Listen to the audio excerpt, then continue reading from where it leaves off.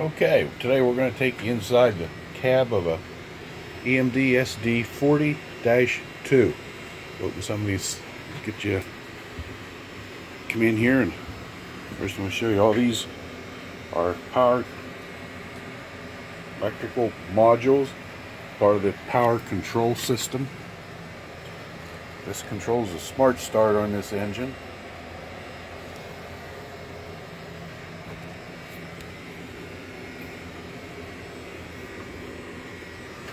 In here, this is our main battery switch. It's disconnected right now. This engine shut down, various breakers.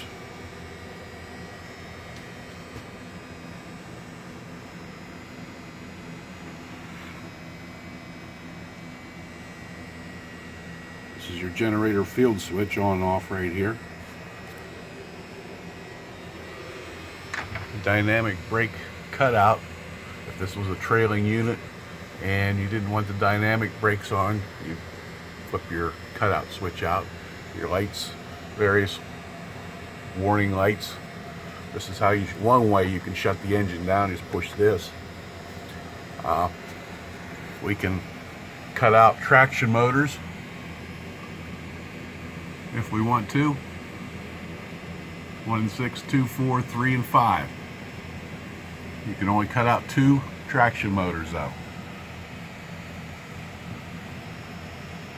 If this was a trailing unit or a lead unit, you can select various things there. And this is your isolation switch. You can stop, isolate right now. If we wanted to come in here and actually move this locomotive, once it's running, we'd run this switch up to run. That'd be the first thing we do. That would ramp up the RPMs on the engine. So we're going to give you a quick tour of this called, oh, I hope you can see here, Engineer's Control Stand.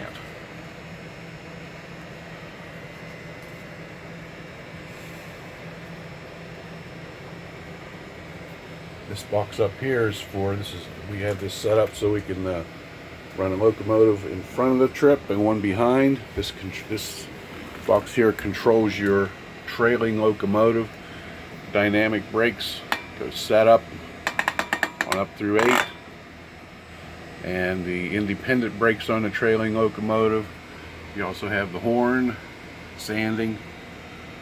We've got your throttle enabled and your headlights for your trailing, and you got a screen there that tells you all kinds of stuff too, what's going on with that trailing locomotive.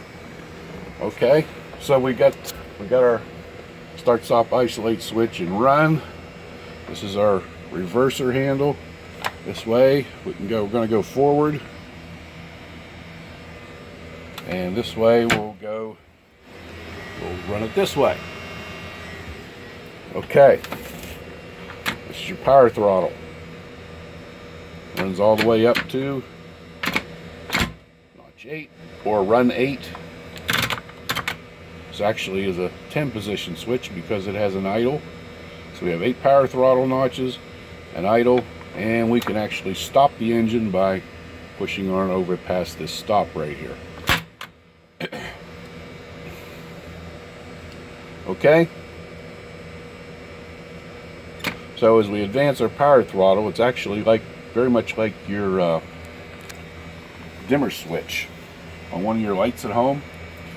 It alerts the power control system. The power control system sends a signal up to the governor, which sets the rack setting for the injectors, make the engine go faster. All right, as we advance that, we've got a power needle amp gauge over here. Your amps will start to come up. This amp gauge, it reads directly off the number 2 traction motor. It does not read an average of all 6, just off number 2. That's on this side of the gauge is your amps. This is a hump control. It's very useful when loading a train or unloading. It gives you you can set it so you can have a real nice, even, constant speed with the hump control. All right. Here we have our pressure needles. Red brake cylinder. Okay, this is your independent brake right here. As we apply the independent brake, which is the locomotive brakes, your red brake cylinder, if you can see the red needle in here, it'll come up and max out with full application somewhere between 80 and 90. As we take that off, that red needle is going to fall. The red needle on this gauge gives you the pressure in your main reservoir, and it should be right up here about 130. That's a good main reservoir pressure. The white needles pretty much follow each other. The white needle on this side is for the brake pipe, which is actually controls the train. Call it the train line or the train brake pipe, and the equalizing reservoir. They pretty much follow each other. This is your automatic brake. That's what controls your car brakes. So as we come over through here, if we went all the way over here, that would be an emergency application. Emergency application, these two white needles would fall down to nothing quick. Also, what happens in this particular locomotive is your independent brakes on the locomotive come on in an emergency application.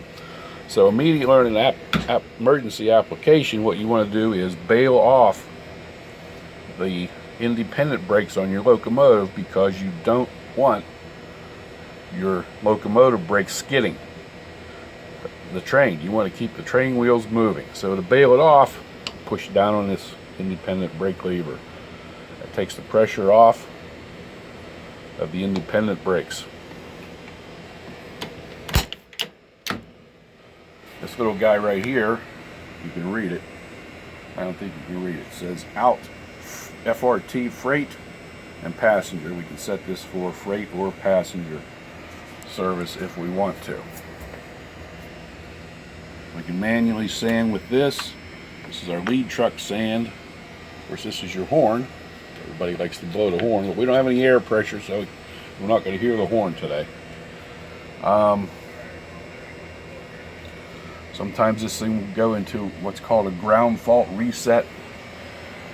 One of these cards here, we're going to start flashing. This one right here, most often, but not all the time.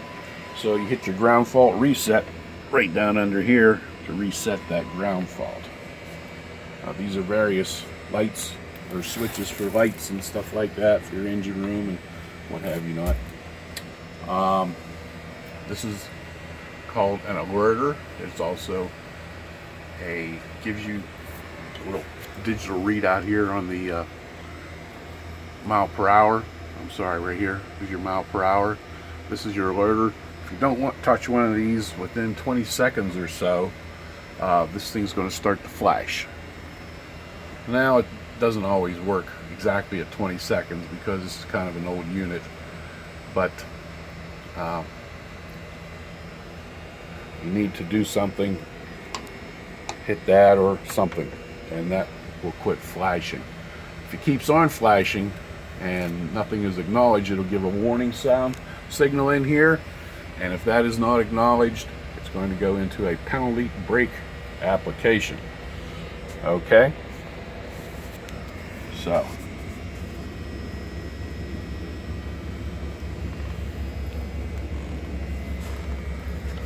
this is the cab heater, and of course our radio communications. This is locomotive road number 3098, 3098.